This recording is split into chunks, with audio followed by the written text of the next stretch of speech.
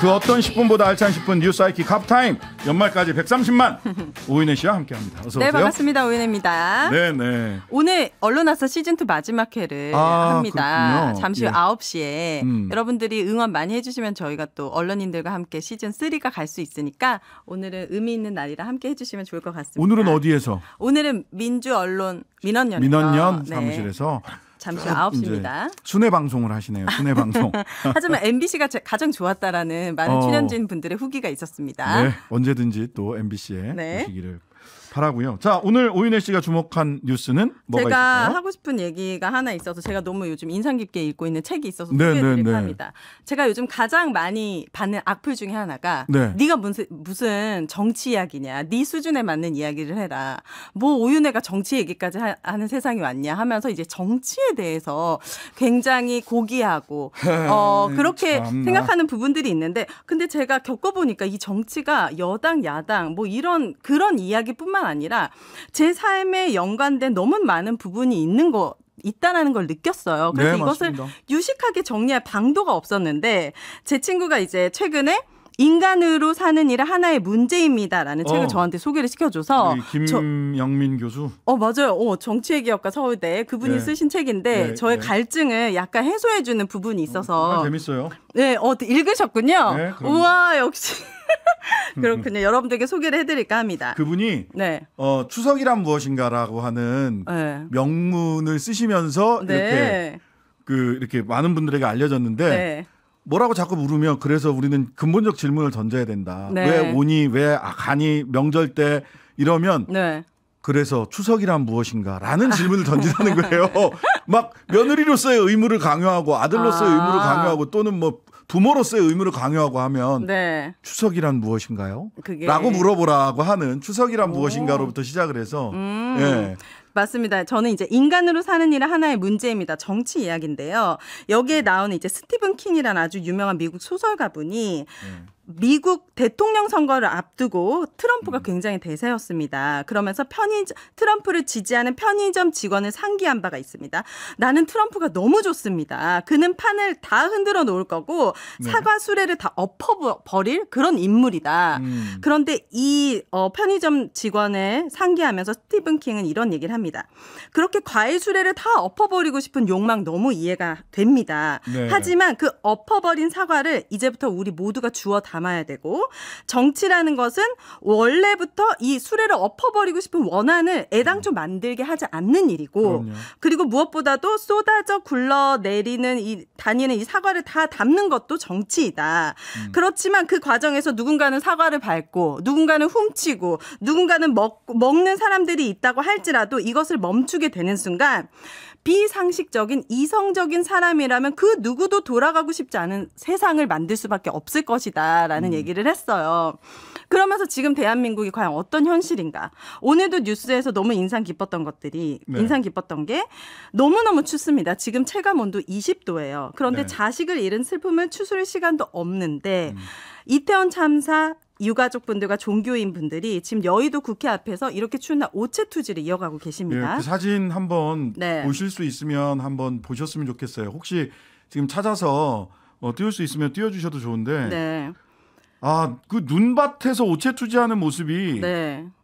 정말 너무 그 마음이 안 좋더라고요. 너무 참혹해요. 이게 네, 대한민국의 현실인가? 이 특별법이 대단한 게 아니에요. 이 사실관계를 밝히고 책임 소재를 밝혀달라라고 하는 너무 당연한 요구들을 이렇게 유가족분들이 이 추운 날씨에 오체투지를 하면서까지 간곡하게 이야기해야 되는 대한민국의 현실이 너무 슬펐습니다. 예, 어제도 우리 박래군 이사님이랑 같이 이 이야기를 했는데 특별법이 이태원 참사 특별법이 하나가 더 발의가 됐어요. 기존에 이제 유족들과 민주당 등 야당 쪽에서 발의한 게 있고, 네. 그 이제 진실 규명을 위해서 특별 수사팀도 만들고 뭐 등등등. 근데 이제 국민의힘 쪽에서 발의된 안은 이미 수사를 통해서 지금 유튜브 통해서 나오는 네. 거는 이제 눈 오기 전 사진이고요. 오늘자는 눈밭에서 오체투지하는 맞아요. 사진이 있어요. 맞습니다. 눈밭에서. 네. 그것도 한번 찾아보실 수 있으면 찾아서 보여주시면 네. 될 것 같습니다. 어제 요거는 눈 오기 전 장면이고요. 근데 네.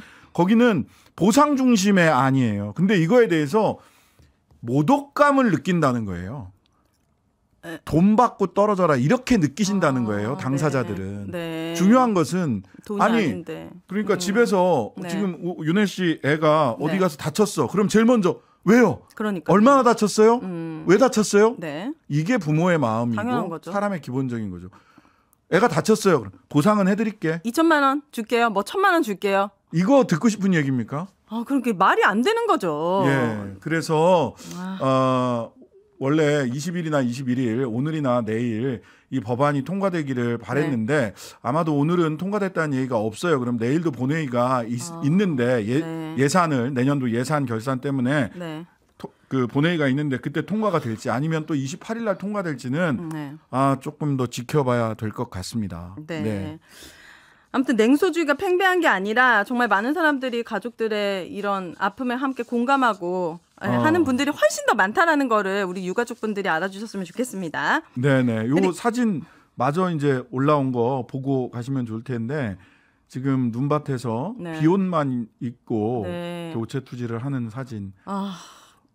이게 이제 국회를 한 바퀴 도시는 거예요. 유족들이. 국회를 이렇게 어제도 잠깐 말씀드렸는데 여의도가 한강 가운데 있어서 바람이 굉장히 많이 불고요. 맞아요. 서울에서 제일 추운데요. 맞아요. 저희 변호사 사무실이 여의도에 있어서 제가 너무 잘 아는데요. 정말 추운데 이 네. 눈밭에서 이렇게 오체투지를 하고 있는 유가족들의 목소리에 국회가 귀 기울여 주시고 네. 행동으로 응답해 주시기를 바란다라는 네. 말씀드리겠습니다. 자, 오늘은 전두환 일가 관련 뉴스가 화제를 모았습니다. 네, 검찰이 네. 지난 2013년 경기도 오산 땅을 전두환 씨의 차명 재산이라고 보고 압류를 했는데 땅을 관리하던 신탁자 교보자산신탁이 법원에 이의 신청을 하기 시작했고 최근 신탁자의 이의 신청을 최종 기각했습니다. 네. 이 땅 대금이 55억이라는데 그러면 이게 국고로 넘어오는 건가요? 그런 겁니다. 그러니까 이거 국고로 못 넘어가게 해주세요라고 하는 거였어요. 결과적으로는. 네.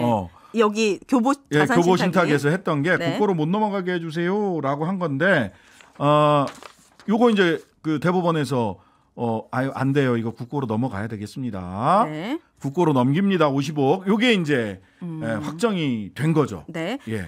1997년 대법원은 내란죄 등의 혐의로 기소된 전 씨에게 무기징역과 추징금 2,205억 원을 선고했습니다. 그 이후로 특별 사면됐고 석방이 됐지만 추징금의 대부분을 납부하지 않았어요. 네. 지금 그럼 남은 추징금은 이제 어떻게 이게 지금으로서는 현행법으로서는 더 이상 추징금을 더 받을 수가 없어요. 왜냐하면 돌아가셨기 때문에 뭐라고 표현을 해야 할지 모르겠네. 하여튼간에 네. 이 세상뿐이 아니시기 때문에 네. 이 세상뿐이 아니시기 때문에 더 이상 추징을 할 수가 없어요. 왜냐하면 추징금이나 이런 거는 상속이 되지는 않습니다. 그래 자식들이 갚을 의무가 있지는 않아요. 그래서 지금 추징 관련 전두환 추징 관련 3법이라고 해서 형사소송법, 네. 그다음에 몰수특례법 이렇게 이제 3개의 법안이 국회에 올라가 있습니다. 그렇네요. 국회에 네. 올라가 있는데 이게 그냥 여전히 묵묵부답이고 계류되어 계류되어 있는 상태고 지금 21대 국회가 끝나게 되면 이거는 자동 폐기됩니다. 지금 서울에 보면 곧 1,000만이고 예. 대한민국의 대다수의 사람들의 공감대가 형성되어 있을 텐데 네네. 이때 좀 국회가 좀 힘을 내가지고 이런 거 빨리 좀 통과 안 됩니까? 저는 충분히 논의해서 미비한 부분이 있으면 수정을 해서라도 네.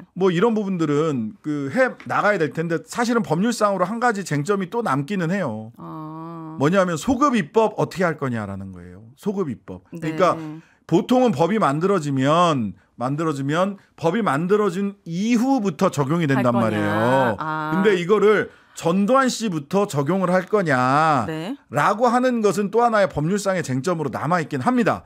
다만 전두환 씨에 대해서는 전두환 특별법 5.18 특별법 때 네. 그것도 소급 입법이었거든요. 네. 소급 입법이었지만 전두환 같은 경우는 역사에 너무나도 큰 죄를 지었고 네. 그다음에 전두환 정권, 노태우 정권이 이어지는 동안에는 처벌의 가능성이 전혀 없었기 때문에 네. 소급 입법을 특별히 5.18 특별법과 관련해서는 소급 입법을 특별히 헌법재판소에서도 인정을 해줬어요. 네. 그래서 전두환, 노태우 이런 양반들이 네. 법정에 서서 사형, 무기징역 이런 걸 받을 수가 있었어요. 네. 그런데 재산과 관련해서도 말하자면 추징 관련 3법이 가결이 될 거냐 이번 국회 안에. 네. 그리고 심지어 이것이 소급해서 전두환 씨의 추징금을 네. 추징하는 데까지 갈 수 있을 거냐라고 하는 것은 법적 쟁점으로 남습니다.